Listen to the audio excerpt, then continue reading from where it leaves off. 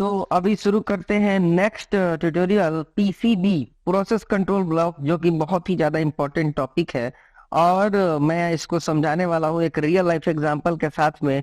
और इसको समझने के लिए मैं बहुत ही इम्पोर्टेंट और आसान भाषा यूज करूंगा। लेकिन इससे पहले आपने चैनल को सब्सक्राइब नहीं किया तो कर लीजिए, क्योंकि इससे आसान भाषा में आपको कहीं देखने को नहीं मिलेगा। ठीक है। तो अगर कोई ट्रेन चलती है, सपोज करते हो कि कोई ट्रेन चल रही है, तो उसका अगर रेलवे ने क्या ऐसा अरेंजमेंट किया होगा कि आपको उसके बारे में, रेलवे को उसके बारे में सही सही ट्रेन चल रही है, मतलब इतने सही समय पर जा रही है, तो रेलवे को क्या क्या इंफॉर्मेशन चाहिए एक ट्रेन को चलाने के लिए। सबसे पहले तो आपको दिख रहा है train number. Train number railway के पास है, उसका पोजीशन क्या है, वो किस जगह पे खड़ी है, उसका टाइप क्या है, मतलब वो सुपर फास्ट हो सकती है या फिर लोकल हो सकती है, कुछ भी हो सकती है। नंबर ऑफ पैसेंजर उसमें कितने हैं ये भी गवर्नमेंट को या रेलवे को पता होता है। उसकी टाइमिंग क्या है ये भी गवर्नमेंट को पता होता है। उसके बाद वो किस किस स्टेशन पर रुकेगी ये भी गवर्नमेंट को पता होता है। और उसका स्पीड क्या है ये भी गवर्नमेंट को पता होता है। और फाइनली वो किस रूट से जाएगी ये भी गवर्नमेंट को पता होता है। यानी कि एक रेलवे मतलब रेल चलाने के लिए एटलीस्ट ये सब इंफॉर्मेशन गवर्नमेंट को पता होना चाहिए, तभी वो रेल सही से चलेगी। अदरवाइज उसको पता ही नहीं लगेगा कि कौन सी रेल किधर जा रही है या कहाँ जानी चाहिए। ठीक है। अब हम लोग सॉफ्टवेयर के हिसाब से बात करते हैं। इस वाइल क्रिएटिंग ए प्रोसेस, मान लो कि आपको एक प्रोसेस है, ठीक है। सपोज करते हैं कि कोई प्रोसेस है और उसको मेमोरी चाहिए। इतना कॉम्प्लिकेटेड मैं नहीं बनाता हूं, इसीलिए मैं आपको बता रहा हूं कि सॉफ्टवेयर में मान लो कि कोई मेमोरी चाहिए। कोई भी काम होता है, जो काम को ही प्रोसेस बोलते हैं, काम जो होता है उसको मेमोरी चाहिए। बिना मेमोरी को तो काम करेगा नहीं। जैसा कि आपको पता है कि मोबाइल में मेमोरी रहता है तभी कुछ खुलता है, नहीं तो नहीं खुलता है। ठीक है। तो सबसे पहले क्या होगा कि आपको अपने, जैसे ही कोई प्रोसेस देते हैं, सपोज दैट आप कोई गाना चलाते हो, तो क्या होता है उसको हम लोग प्रोसेस कहते हैं। और गाना चलाते ही क्या होगा कि वो उसको मेमोरी मिलता है। ठीक है। और मेमोरी मिलने के साथ ही अब एक बार में एक ही काम तो होता नहीं है। ठीक है। एक बार में एक ही काम तो होता नहीं है। मान लो कि आप गाना भी सुन रहे हो, गेम भी खेल रहे हो, और नेट भी चला रहे हो, तो बहुत सारा काम कर रहे हो। तो सीपीयू को कैसे पता चलेगा, है कि नहीं। अभी आप फिर से फर्स्ट एग्जांपल पे आ जाओ। जैसे कि मैं बता रहा हूँ कि 10 ट्रेनें चल रही हैं, तो कैसे पता चलेगा कि कौन सी ट्रेन कहाँ जा रही है, किस रूट पे चल रही है, कितनी स्पीड से चल रही है, कहाँ पे है, उसमें कोई प्रॉब्लम है कि नहीं।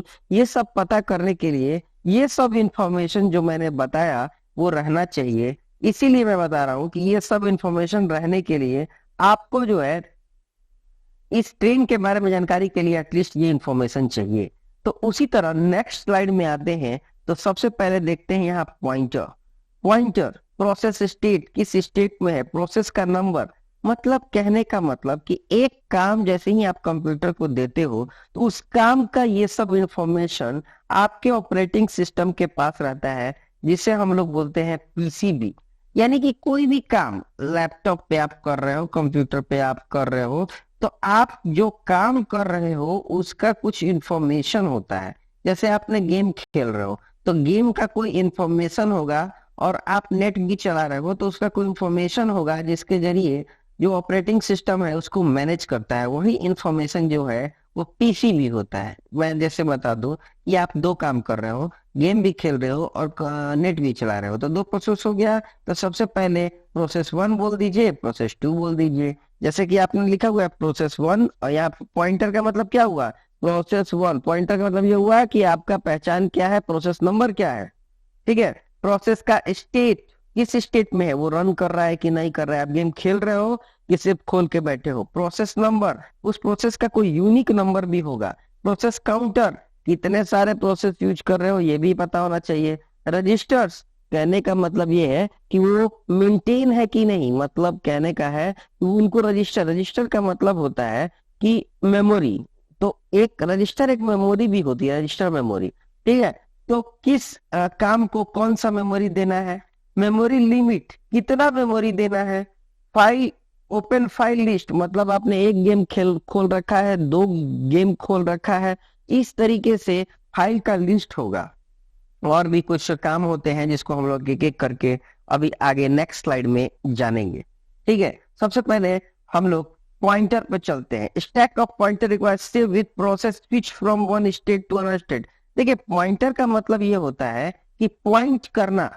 ध्यान से समझिएगा, पॉइंटर को बहुत इंपॉर्टेंट है पॉइंट करना। जैसे मान लो कि एक P1 है और दूसरा P2 है, तो एक बार में मान लो इसको कर रहा है, तो पॉइंटर कहता क्या है कि सीपीयू किस पे काम कर रहा है, इस पे कर रहा है या इस पे कर रहा है। तो पॉइंटर कहाँ पे है, मतलब जहां पे पॉइंटर रहेगा वहीं पे उसका काम हो रहा है, उसी का काम हो रहा है। जैसे पॉइंटर अगर मान लो कि आपको बोल दिया गया कि आप खाना भी खाओ और पढ़ाई भी करो, ठीक है, तो अभी आपको दो प्रोसेस तो कर दिया गया, लेकिन आप एक ही प्रोसेस कर पाओगे ना, या तो खाओगे या तो आप दोनों एक साथ करोगे। तो पहले अब कैसे करोगे, तो आप वो काम दो काम एक साथ करोगे तो पहले का कोई पॉइंट है ना कि ये कर रहे हो अब ये करो, एक एक करके ही तो करोगे।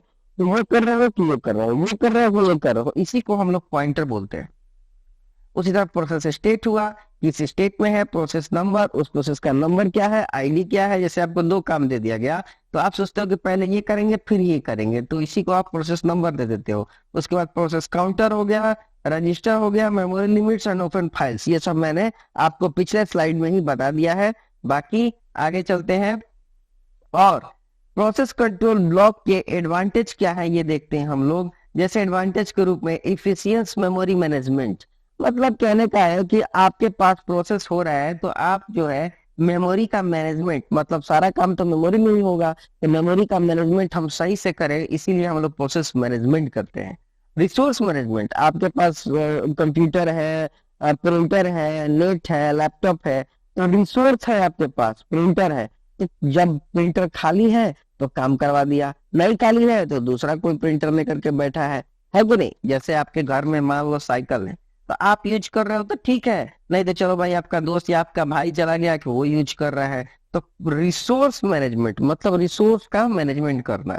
उसके बाद प्रोसेस सिंक्रोनाइजेशन, सिंक्रोनाइजेशन का मतलब क्या होता है, सिंक्रोनाइजेशन का मतलब होता है बैलेंस करना, बैलेंस करना। जैसे कि एक काम के बाद ही एक काम हो सकता है। सपोज दैट कि आपको मान लो कि बेंगलोर जाना है दिल्ली से, तो आप पहले स्टेशन पर जाओगे तभी बेंगलोर जाओगे, ऐसा नहीं कि आप बेंगलोर पहुंच जाओगे एक ही बार डायरेक्ट। तो सिंक्रोनाइजेशन का मतलब ये हुआ कि आप एक के बाद एक काम करते जाओगे। उसके बाद प्रोसेस शेड्यूलिंग, आप प्रोसेस को कराओगे, मतलब कि किस, क्या लिखा हुआ है, the process table of PCB can be use scheduling process for execution. आप किस तरह का शेड्यूलिंग यूज कर रहे हो, फर्स्ट कम फर्स्ट सर्व, ये सब आप कौन सा यूज कर रहे हो, मतलब जो काम पहले आएगा उसी को पहले करोगे, जो इम्पोर्टेंट है उसको पहले करोगे, ये जो जल्दी हो जाएगा उसको करोगे। ये सब काम प्रोसेस शेड्यूलिंग बोलते हैं, जिसके इम्पोर्टेंट जिससे रिलेटेड मैंने एक ट्यूटोरियल पहले से बना रखा है। तो मुझे लगता है कि आपको समझ में आ गया होगा, बहुत ही आसान सा है। और इस तरह से अगर आप समझोगे रियल लाइफ एग्जांपल लेकर के तो आपको बहुत ही आसानी से समझ में आएगा। तो चैनल को सब्सक्राइब कर लीजिए, और ताकि आपको हर वीडियो का नोटिफिकेशन मिलते रहे, और बेल आइकन को दबा दीजिए, और वीडियो को शेयर जरूर कीजिए।